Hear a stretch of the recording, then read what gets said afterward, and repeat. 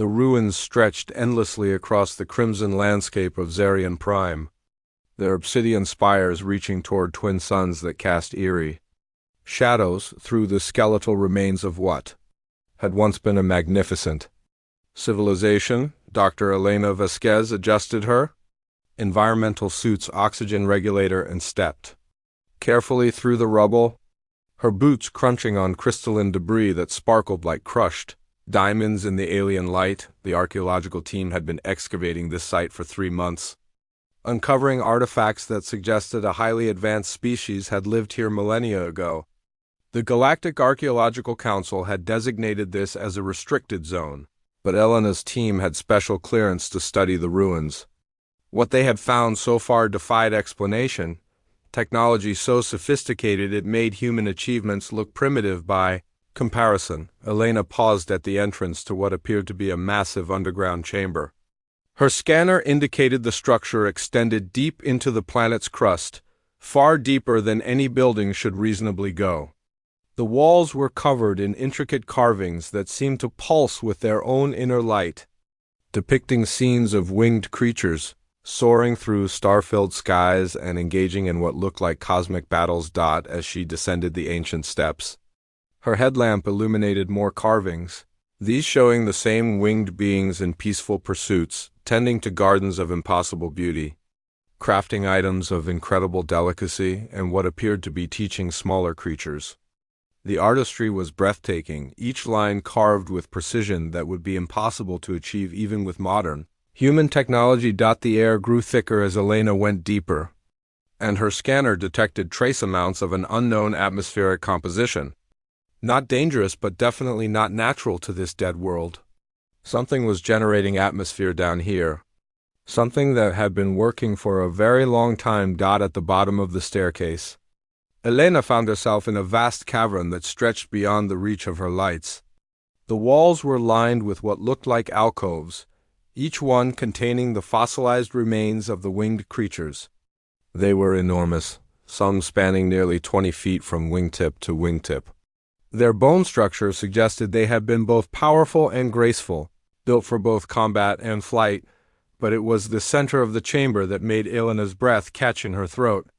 There, on a raised dais surrounded by complex crystalline formations, lay a creature that was unmistakably alive.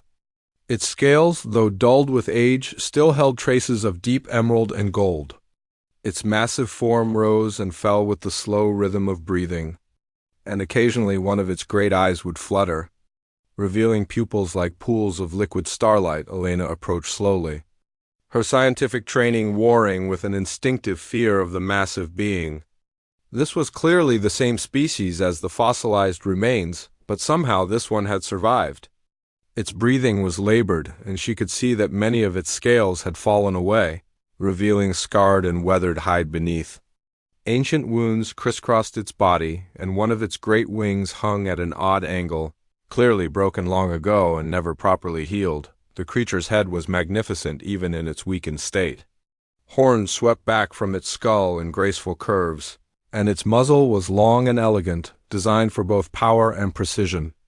But what struck Elena most was the expression on its face, even unconscious.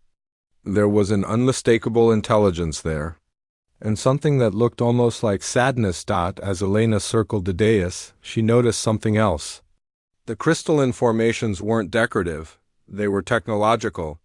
Her scanner was going wild, detecting energy patterns unlike anything in human databases. The crystals were some kind of life support system, keeping the creature alive, but clearly struggling to do so after thousands of years of operation. Elena set up her equipment carefully, taking detailed scans and photographs. The creature didn't stir, lost in what appeared to be a deep hibernation. She noticed that the crystals pulsed in rhythm with its breathing, and that several of them had cracked over the millennia, their light dim and flickering. Her analysis revealed something remarkable. The creature's biological processes had been slowed to almost nothing, but it was still very much alive. The technology keeping it suspended was failing, though, and Elena estimated it might have only weeks or months before the system collapsed entirely. As she worked, Elena found herself studying the creature's face more closely. There was something profoundly moving about it, something that spoke of great age and greater loss. She could see tracks where tears might have dried long ago, and the set of its features suggested it had fallen asleep in grief. Elena's communication device crackled to life. Her team leader, Commander Harrison, was checking in from the surface. She reported her findings, and the excitement in his voice was palpable. This was the discovery of a lifetime, proof that the ancient civilization hadn't died out completely, that one of their kind still lived. But as Elena looked at the failing life support systems and the creature's obviously deteriorating condition, she wondered if discovery might be too late. Whatever this being was, whatever knowledge it might possess about its vanished people, it was dying. The question was whether human science could do anything to help, or if they would simply be witnesses to the end of something magnificent and irreplaceable. Elena made her decision. She would stay with the creature, monitor its condition, and see if there was any way to stabilize the failing systems. She owed it that much, this last remnant of a lost civilization. As she settled in for what might be a long vigil, she could have sworn she saw the creature's great eye flutter open for just a moment, fixing on her with a gaze full of ancient wisdom and infinite weariness before closing again. The discovery would change everything. But Elena didn't know yet just how profoundly this moment would impact not just human understanding of the universe, but the fate of both their species. Elena had been working for 6 hours straight when the first crystal completely failed. The chamber filled with a harmonious chime that seemed to resonate through her bones, followed by silence that felt heavier than the grave. The creature's breathing became more labored, and for the first time since her arrival, its massive head shifted slightly. She immediately activated her emergency beacon, calling for the full archaeological team and the medical specialist they had on standby.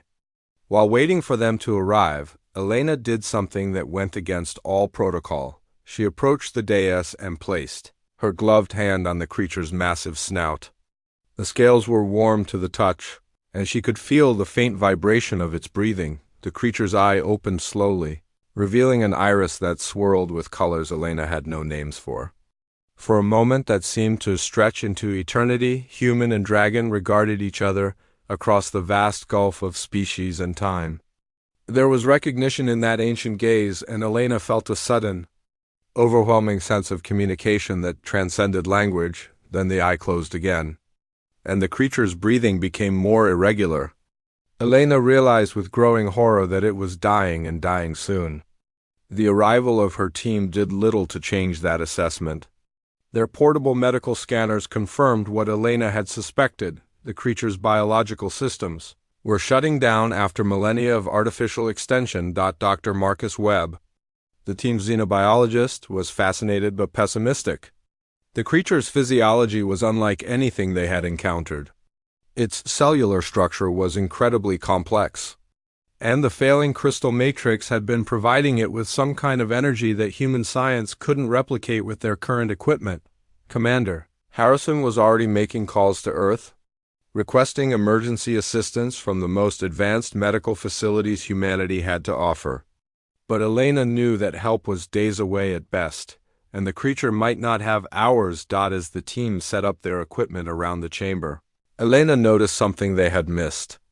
Near the creature's head, partially hidden by its massive form, was a small alcove containing what appeared to be a crystalline vessel. Unlike the life support crystals, this one was intact and pulsed with a soft, blue light.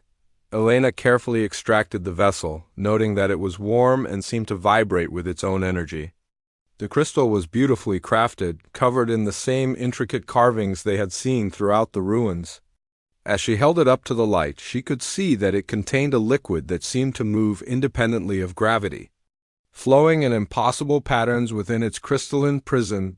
Dr. Webb examined the vessel with fascination. His initial scans revealed that the liquid was unlike anything in their databases. It seemed to be part water, part energy, and part something else entirely that their instruments couldn't identify. The vessel itself appeared to be some kind of stasis container, preserving whatever was inside in perfect condition. Elena found herself studying the carvings on the vessel more closely.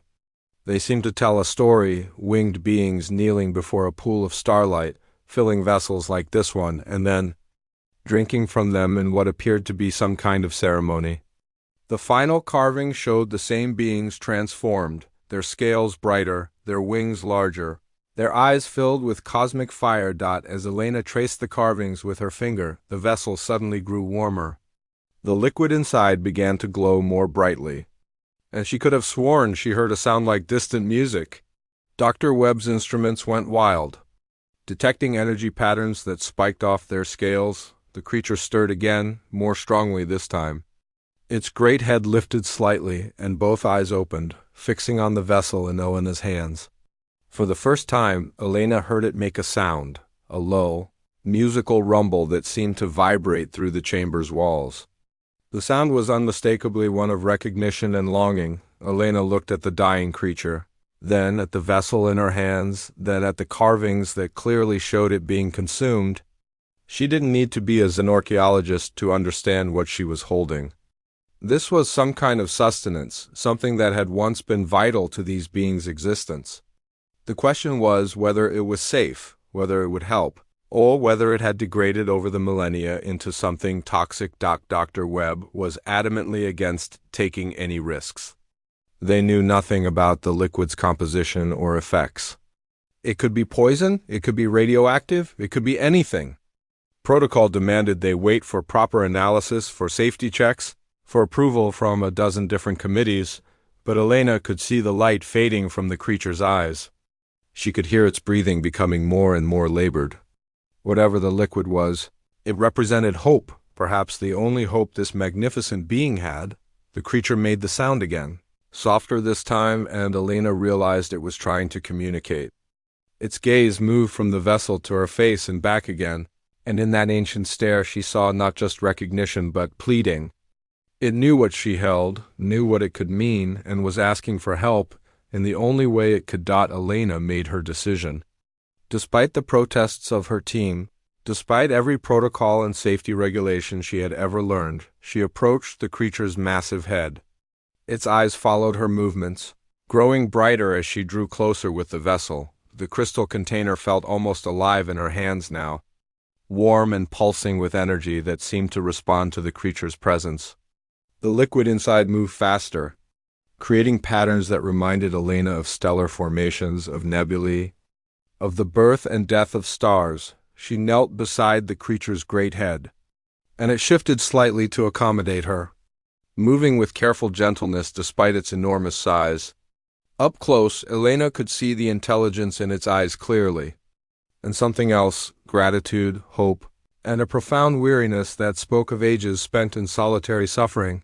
The creature's lips parted slightly, revealing teeth like polished ivory and a tongue that flickered with the same colors as its eyes. Elena realized it was waiting, trusting her completely despite having no reason to do so. This ancient being was placing its life in the hands of a creature it had just met, from a species it had never encountered. Elena touched the vessel to the creature's lips, and immediately felt a surge of energy that made her hair stand on end. The liquid began to flow, not pouring but moving with purpose, seeking the creature's mouth like it had a will of its own. The moment the liquid touched the creature's tongue, the entire chamber exploded with light. Every crystal in the room blazed to life, casting dancing shadows across the ancient walls as energy coursed through systems that had been dormant for millennia. Elena stumbled backward, momentarily blinded by the brilliant display. When her vision cleared, she saw the creature's eyes wide open, blazing with an inner fire that seemed to contain entire galaxies. The liquid continued to flow from the vessel, but now it moved like liquid starlight, streaming in impossible spirals before disappearing into the creature's mouth. Each drop seemed to bring new strength, new vitality to the ancient being. The creature's scales began to change, their dull patina brightening to reveal the true magnificence they had once held. Emerald green shot through with veins of gold, each scale catching and reflecting the crystal light until the creature seemed to glow from within. The broken wings shifted and straightened with audible pops and cracks as bones that had been twisted for centuries realigned themselves. Dr. Webb's Instruments were screaming warnings about energy, levels that exceeded anything they could measure. Commander Harrison was shouting orders for evacuation, but Elena couldn't move. She was transfixed by the transformation taking place before her, watching as 3,000 years of decay reversed itself in a matter of moments. The creature's breathing deepened and strengthened, no longer the labored gasps of a dying being, but the powerful rhythm of something returning to life. Its massive chest expanded fully for the first time in ages, and when it exhaled, Elena could see traces of the same stellar energy that had been in the vessel, streaming from its nostrils like cosmic breath, as the last drops of liquid disappeared. The vessel in Elena's hands grew cold and dark.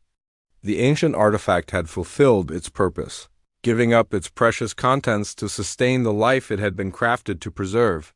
Elena set it aside reverently, knowing she had just witnessed something that would challenge everything humanity thought they knew about life, death, and the nature of existence itself.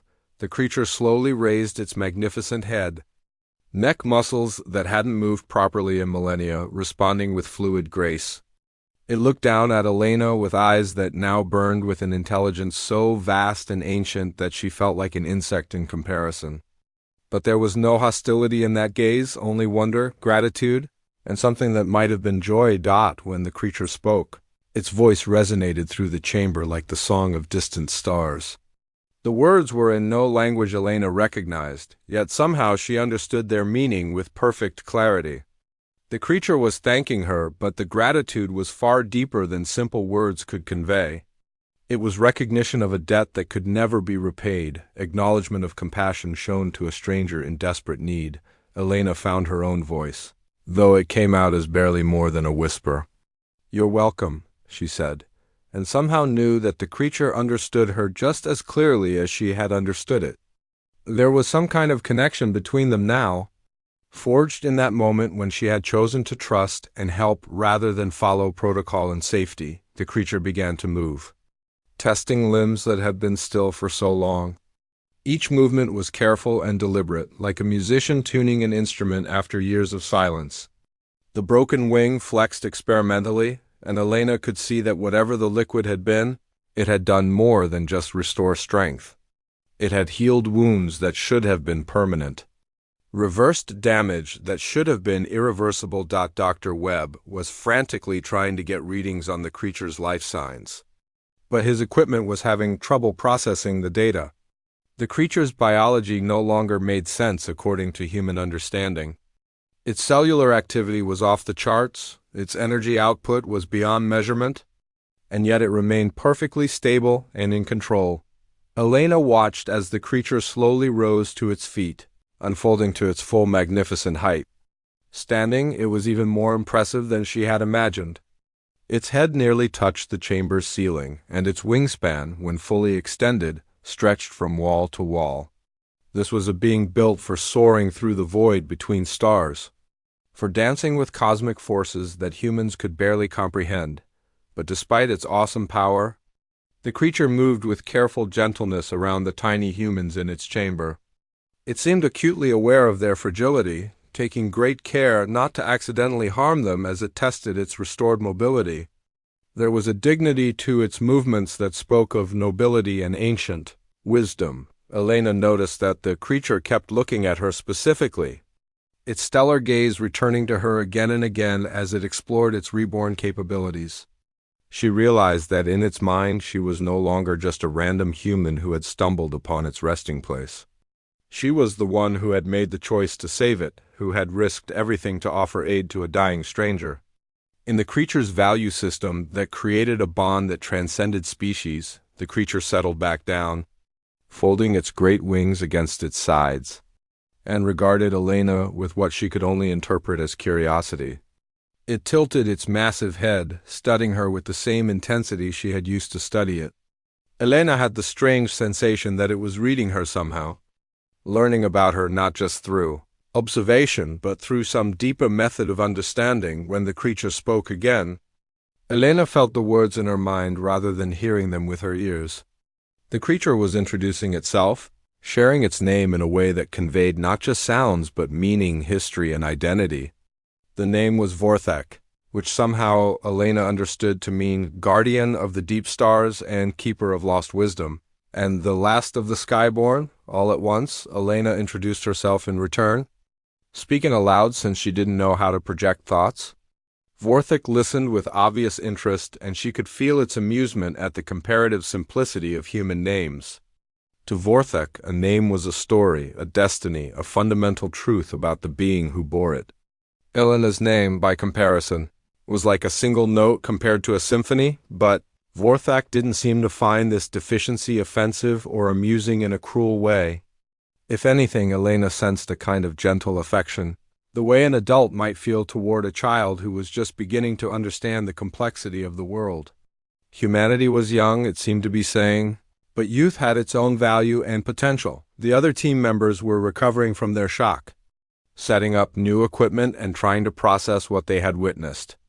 Elena could hear Commander Harrison already composing reports in his head, trying to figure out how to explain to their superiors that they had just made contact with a living member of an extinct civilization, and that one of their team had fed it an unknown substance that had somehow brought it back to full health. But Elena's attention was focused entirely on Vorthek, who had begun to make new sounds, not speech, but something that resembled singing.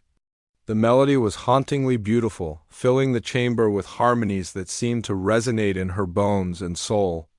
Elena realized she was hearing the song of a people who had once filled the galaxy with their presence, and who now lived only in the memory of this single, magnificent survivor.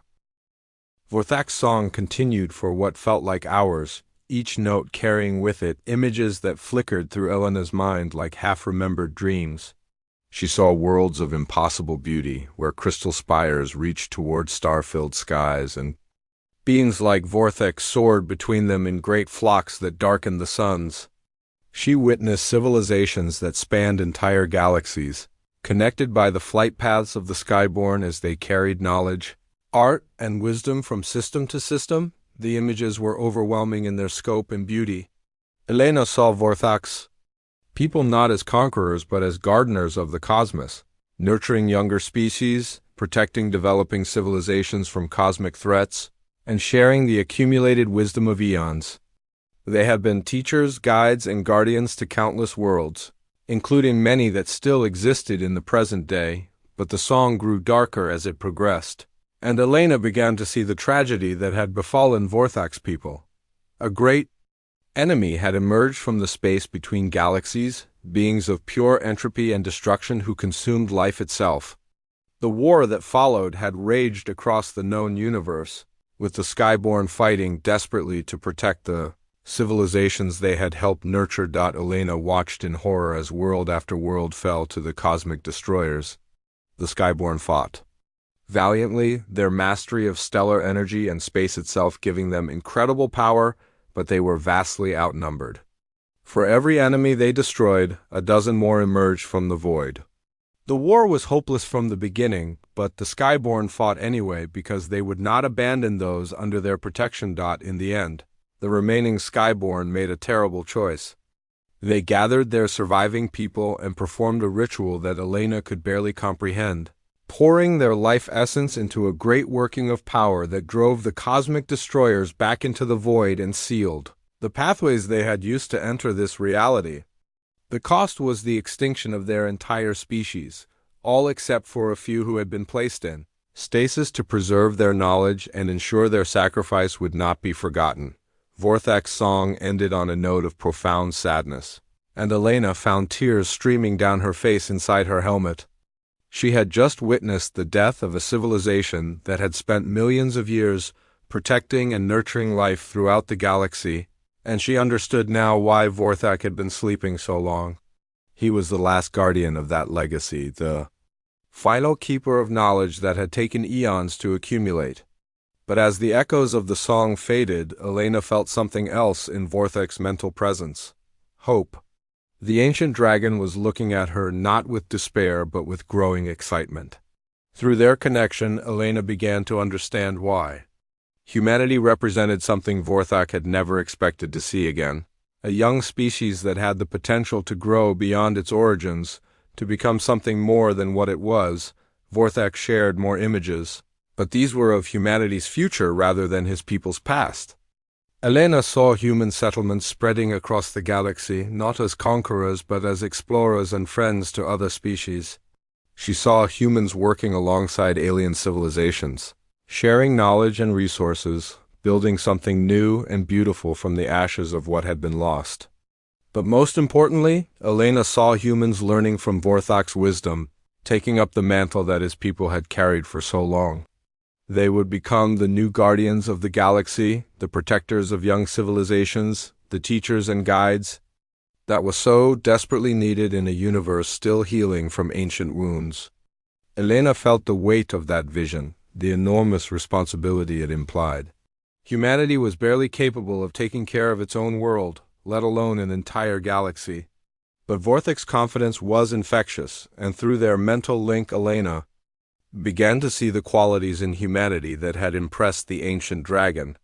Their compassion, their curiosity, their willingness to help strangers even at personal risk, all of these were traits the Skyborn had valued above all others. Dr. Webb's voice broke through Elena's reverie, reporting that his scans of Vorthak were revealing impossible biological processes. The dragon's cells seemed to be converting starlight directly into energy, his scales were generating their own gravitational fields, and his brain showed neural activity patterns that suggested cognitive capabilities far beyond anything they had previously imagined possible. Commander Harrison was trying to establish formal first contact protocols, but Vorthak seemed more interested in communicating with Elena specifically. The dragon's massive head turned toward her whenever she moved, and she could feel his attention like a warm presence in her mind. She realized that their connection had been forged by more than just the act of giving him the mysterious liquid. It had been created by the choice itself. The decision to help without expectation of reward. Elena approached Vorthak carefully, and the dragon lowered his great head until it was level with hers. This close, she could see the incredible detail in his scales, each one a work of art that seemed to contain tiny galaxies. His eyes were like looking into deep space itself, filled with swirling colors and distant lights that might have been stars. When Vorthak spoke directly into her mind this time, the communication was clearer and more detailed than before. He was sharing specific knowledge now, the location of other stasis chambers where his surviving people slept, the secrets of technologies that could revolutionize human understanding of physics and biology, and most importantly, the techniques that would be needed to defend against the cosmic destroyers if they ever found a way to return. Elena felt her mind stretching to accommodate the information Vorthak was sharing. Mathematical concepts that had eluded human scientists for centuries became clear. Scientific principles that seemed impossible were revealed to be simple applications of laws physics hadn't yet discovered. The knowledge was overwhelming, but somehow Elena found she could retain it all, as if Vorthak was not just sharing information but enhancing her ability to process and understand it. The other team members watched in amazement as Elena's pupils dilated, and her breathing became deep and rhythmic. Dr. Webb's medical scanners showed unusual brain activity, synaptic connections firing at rates that should have been impossible. Whatever was happening between Elena and Vorthak, it was fundamentally changing her neurological structure. Elena felt the changes happening but experienced no fear. Instead, she felt a sense of expansion, as if her consciousness was growing to encompass concepts and perspectives she had never imagined. She began to understand how Vorthak perceived the universe, not as separate objects floating in empty space, but as a vast interconnected web of energy and matter and life, all dancing together in patterns of incredible complexity and beauty. Through Vorthak's enhanced perception, Elena could see the other team members not just as physical beings but as bright flames of consciousness, each one unique and precious. She could perceive the life energy flowing through the planet beneath. Their feet, the subtle gravitational songs of the twin suns overhead, and the vast, quiet breathing of the galaxy itself as it turned slowly through space. But with expanded perception came expanded responsibility. Elena could feel the weight of Vorthak's expectations, the hope that humanity would prove worthy of the trust he was placing in them. She understood now that this moment would determine Not just the future of both their species, but the fate of countless other civilizations throughout the galaxy who would need guidance and protection in the ages to come. As the knowledge transfer reached its peak, Elena suddenly understood something that made her gasp audibly. The liquid she had given Vorthak hadn't just been sustenance, it had been a test. The vessel had been designed to respond only to genuine compassion, to someone who would offer help without thought of personal gain or scientific advancement. Hundreds of species throughout the galaxy had discovered similar vessels over the millennia, but none had been able to activate them because none had approached with pure intent to heal. Vorthak confirmed her realization with what Elena could only describe as a warm chuckle echoing through her mind.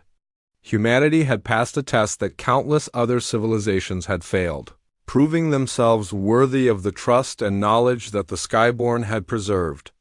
Elena felt a mixture of pride and terror at this revelation. Humanity had unknowingly been judged and found acceptable, but now they would be held to the highest standards. The dragon began to share more specific information about humanity's role in his vision for the galaxy's future. There were other young species out there, civilizations that were just beginning to reach for the stars, and they would need guidance to avoid the mistakes that had led to so much destruction in the past. Humanity would serve as mentors and protectors.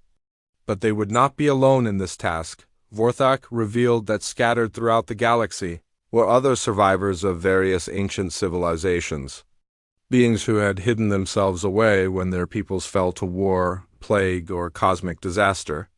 Many of these survivors had been waiting for a sign that it was safe to emerge, that a new generation of guardians was ready to take up the responsibility of protecting younger species. Humanity's compassionate response to a dying stranger would serve as that signal. Elena felt the weight of cosmic history settling on her shoulders as Vorthak shared the locations of these hidden survivors. Some slept in crystal caves beneath the surface of seemingly barren worlds. Others had transformed themselves into energy beings and hidden in the hearts of stars. A few had become one with great forests or ocean systems, maintaining consciousness, but abandoning physical form to preserve their knowledge. Through the Dark Ages, each of these survivors possessed unique knowledge and capabilities that would be essential to humanity's new role. The crystalline beings knew the secrets of matter manipulation and could teach humans to reshape worlds without destroying their ecosystems. The energy survivors had mastered the fundamental forces of the universe and could share techniques for traveling between stars without the crude rockets humanity currently used. The forest minds understood the deep connections between all living things and could teach ecological wisdom that would prevent the kind of environmental disasters that had plagued Earth, but Vorthak also shared warnings about the challenges humanity would face. Not all species would welcome human guidance, and some would actively resist any attempt to interfere with their development. There were also cosmic threats that still lingered from ancient times, automated war machines left over from long-dead empires, reality-warping anomalies created by experiments gone wrong, and predatory entities that fed on the life force of entire worlds. Elena felt her mind expanding further as Vorthak showed her how to recognize these threats and defend against them. She learned about weapons that could restructure matter at the quantum level, shields that operated across multiple dimensions, and detection systems that could identify danger from light years away. The knowledge was incredibly complex, but somehow Elena found she could grasp concepts that should have taken decades of study to understand. Commander Harrison and Dr. Webb were growing increasingly concerned about Elena's condition.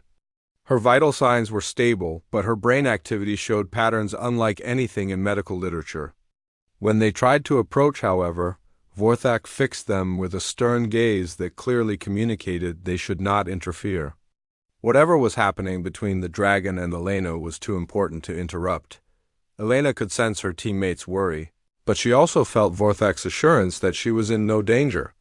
The knowledge transfer was changing her, that was true, but the changes were enhancements rather than damage. Her lifespan would be extended, her cognitive abilities would be permanently improved, and she would retain a connection to Vorthak, That would allow them to communicate across any distance. As the transfer neared completion, Vorthak began to share the most important knowledge of all, the techniques for awakening the other sleeping Skyborn. There were 17 of his people still in stasis, scattered across the galaxy in hidden chambers like the one where they now stood. Each one possessed specialized knowledge that would be crucial to humanity's success as galactic guardians. One was a master of stellar engineering who could teach humans to rekindle dying stars and create new worlds in the void between systems. Another was an expert in biological adaptation who could help species survive as their homeworlds changed over cosmic time. A third was a warrior scholar who had fought against the cosmic destroyers and could train human defenders in tactics for battles that spanned multiple dimensions. Elena felt the coordinates of each stasis chamber burning themselves into her memory, along with the specific activation sequences required to safely awaken each sleeper. This knowledge came with a solemn responsibility. She would be personally accountable for ensuring that each Skyborn was awakened only when humanity was ready to learn what they had to teach. As the knowledge transfer finally began to wind down, Elena felt a profound sense of completion. She understood now that her choice to help Vorthak had been guided by forces larger than simple human compassion. The universe itself had been preparing for this moment, arranging circumstances so that the right person would be in the right place at the right time to make the choice that would determine the galaxy's future. Vorthak's presence in her mind began to withdraw, leaving behind only a warm connection that Elena knew would never completely fade. The dragon regarded her with obvious satisfaction and something that might have been parental pride. In the space of a few hours, Elena had been transformed from a simple archaeologist into humanity's first galactic guardian. Keeper of ancient wisdom and guide to species yet unborn, Elena felt the changes in herself as Vorthak released his direct influence. Her perception of the chamber was now incredibly detailed. She could see the energy flows through the crystal matrix, sense the quantum fluctuations in the air itself, and feel the gravitational songs of the celestial bodies overhead.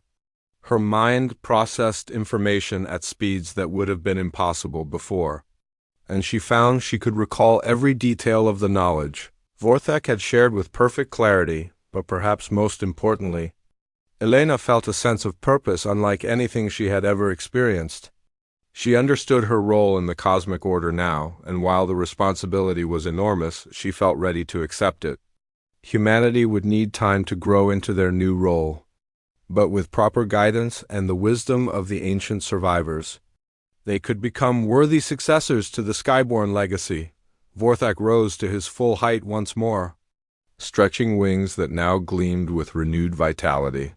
His song began again, but this time it was not mournful but triumphant, a celebration of hope reborn and trust well placed. Elena found herself humming along, somehow knowing the melody despite having never heard it before, her voice joining with Vorthak's in a harmony that seemed to resonate through the very fabric of space itself. 3 months after Vorthak's awakening, the first crisis emerged. Elena was aboard the newly commissioned starship Prometheus, humanity's first vessel designed with Skyborn technology, when the emergency transmission arrived from the Kepler system. A young civilization called the Meridani had achieved faster-than-light travel just weeks ago, but their first experimental jump had torn a hole in space-time that was now expanding rapidly toward their homeworld. Elena felt Vorthak's presence in her mind as she reviewed the data streaming in from long-range sensors. The damage was severe. Reality itself was unraveling in a sphere roughly the size of Earth's moon, consuming matter and energy as it grew. The Meridani had perhaps days before the anomaly reached their planet, and they possessed no technology capable of stopping or containing it. Through their mental link, Vorthak shared memories of similar incidents from his people's past. The Skyborn had encountered dozens of species who had torn holes in space with their first crude attempts at dimensional manipulation. Some had been saved through quick intervention and careful repair work. Others had been lost entirely, their worlds consumed by the very forces they had tried to harness. Elena studied the readings more carefully, using her enhanced perception to analyze patterns that would have been invisible to normal human senses. The tear was indeed growing, but its expansion followed specific mathematical principles that could be predicted and potentially exploited. If they could reach the Kepler system quickly enough, there might be a way to reverse the process before it became irreversible. Captain Sarah Chung, the Prometheus's commanding officer, was already calculating jump coordinates when Elena approached her with a radical proposal. Instead of simply attempting to patch the tear from outside, they needed to enter the anomaly itself and repair it from within. The plan was incredibly dangerous. The space inside the tear operated according to physics that were fundamentally different from normal reality. Elena explained her reasoning to the assembled crew. The tear wasn't just a hole in space. It was a wound that was actively fighting their reality's attempts to heal itself. Normal repair techniques would only slow the expansion temporarily before the anomaly adapted and continued growing. To truly stop it, someone would need to enter the damaged area and manually guide the healing process from inside. Vorthak's knowledge revealed that the Skyborn had developed specialized techniques for this type of work, but they required a level of spatial awareness and energy manipulation that no human had ever attempted. Elena would need to project her consciousness into the anomaly while her body remained safely aboard the ship, using principles of reality manipulation that challenged everything humanity thought they knew about the nature of existence. The crew listened with growing amazement as Elena outlined the process. She would enter a deep meditative state while connected to the ship's most advanced sensor array, allowing her to perceive the anomaly from multiple dimensions simultaneously. Using techniques that Vorthak had taught her, she would then guide the torn edges of space-time back together, essentially teaching reality how to heal itself. Dr. Webb, now serving as the ship's chief science officer, ran calculations on Elena's proposal and found the mathematics sound but terrifying. The energy requirements alone were beyond anything humanity had ever attempted. If Elena made even a small error in her manipulations, the results could tear open a much larger hole that would consume not just the Kepler system but potentially threaten nearby star systems as well. Elena felt Vorthak's confidence flowing through their connection, steadying her nerves as the Prometheus jumped toward the crisis. The ancient dragon had performed similar repairs hundreds of times during his long life, and his experience was available to guide her through the process. She wouldn't be attempting this alone. She would have the wisdom of eons backing her every decision. When they emerged from hyperspace near the Kepler system, the sight that greeted them was both beautiful and terrifying. The space-time tear hung in the void like a wound in reality itself, its edges crackling with energies that human instruments could barely detect. Through the gap, Elena could see glimpses of other dimensions, alien geometries that hurt to look at directly, and swirling vortexes of possibility that defied description. The Meridani had detected their arrival and were broadcasting desperate pleas for assistance. Their own ships were maintaining a safe distance from the anomaly, but Elena could see that several of their space stations were already being pulled toward the expanding tier. If nothing was done within the next 18 hours, the anomaly would reach a critical size where it would become self-sustaining and impossible to stop. Elena took her position in the specially modified command chair that had been designed according to Vorthak's specifications. Neural interface cables connected her directly to the ship's sensor array, while crystalline focusing elements channeled her enhanced abilities through the Prometheus's power grid. As she prepared to enter the meditative state required for dimensional manipulation, Elena felt a moment of doubt about her ability to succeed where even experienced Skyborn sometimes failed. Vorthak's presence strengthened in her mind, sharing not just knowledge but actual experience, memories of successful repairs that Elena could use as templates for her own work.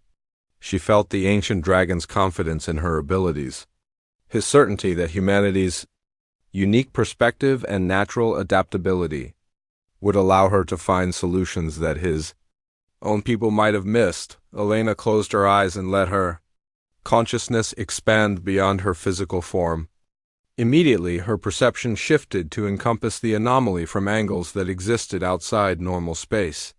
She could see the tear not as a simple whole but as a complex three-dimensional structure with layers and currents that operated according to exotic physical laws. The damage was worse than it had appeared from outside.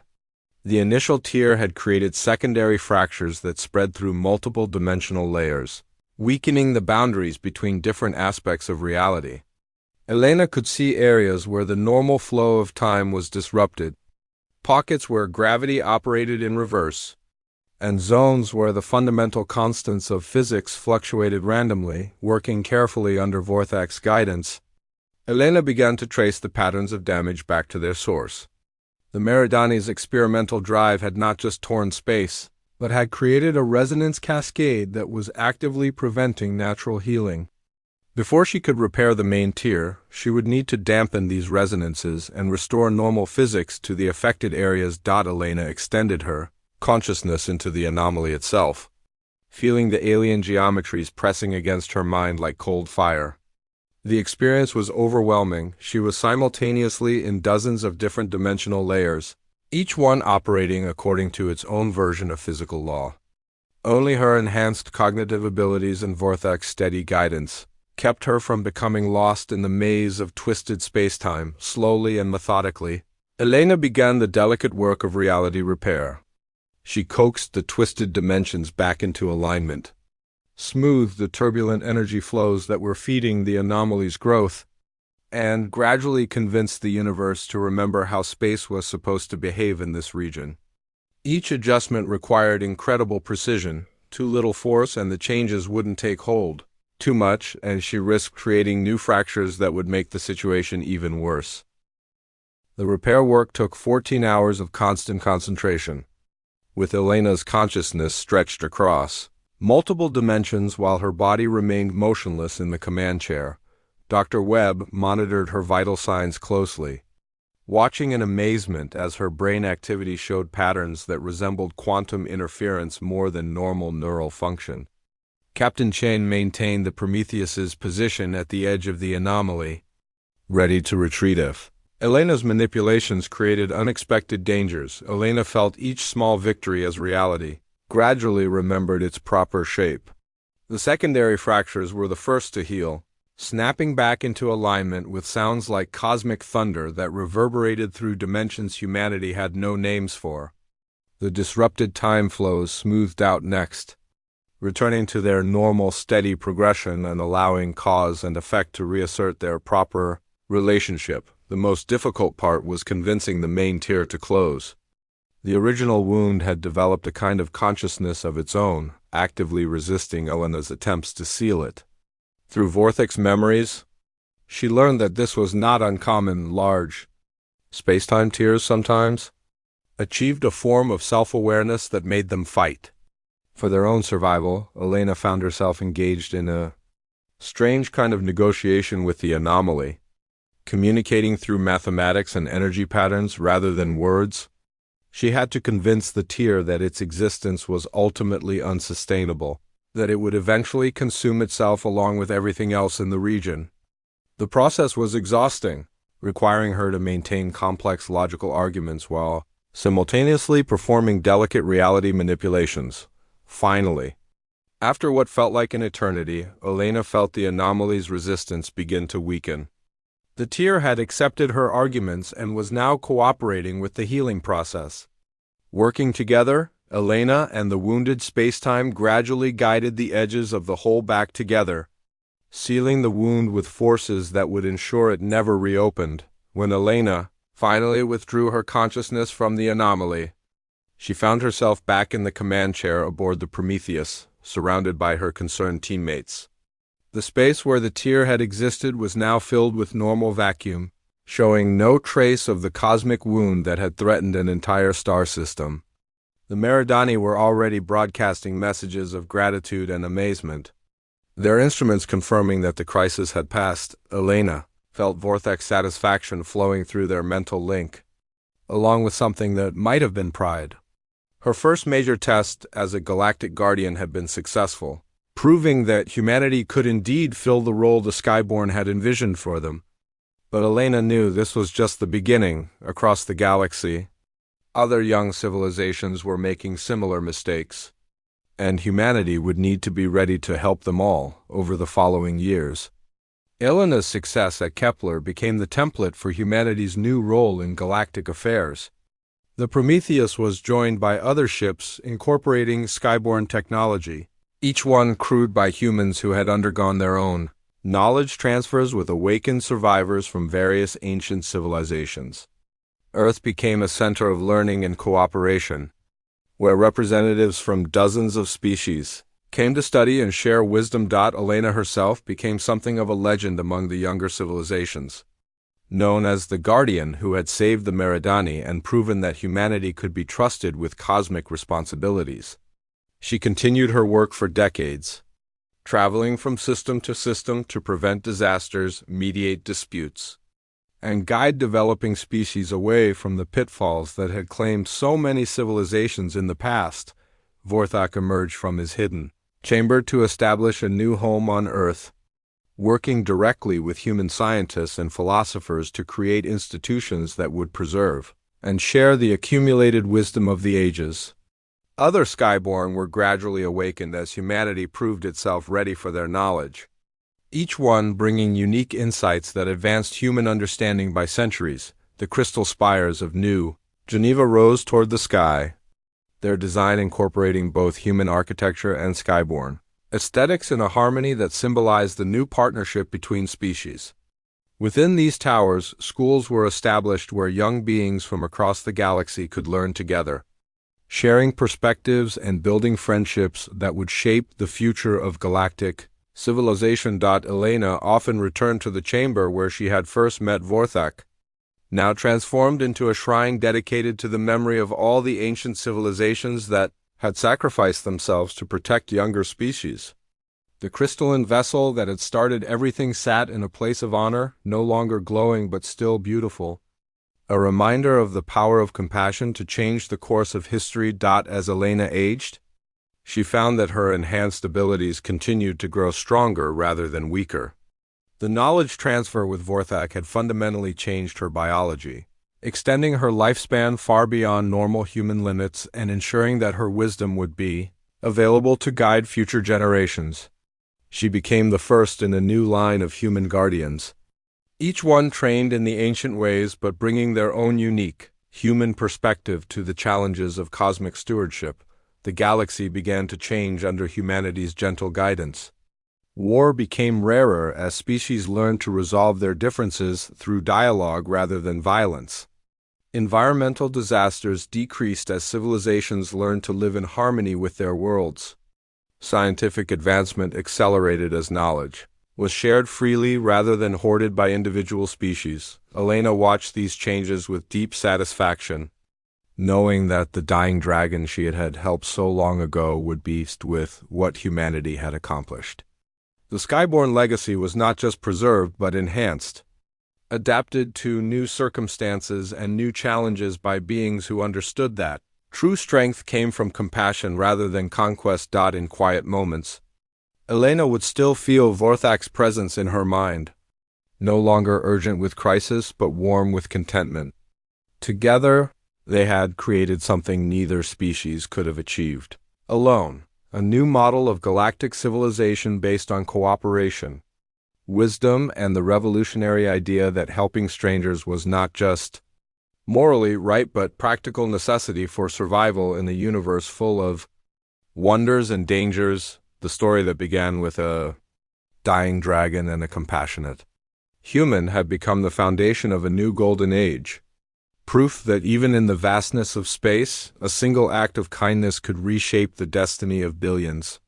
Elena had given Vorthak his first drink in 3,000 years, and in return he had given humanity the galaxy itself, not to rule, but to protect and nurture for generations yet to come. As the twin suns of Zarian Prime set on the chamber where it all began, the crystal formations continued to pulse with soft light, no longer supporting a dying survivor but celebrating the birth of a new chapter in cosmic history. The age of the Skyborn had ended, but the age of the Guardians had just begun, and the universe itself seemed to sing with possibilities.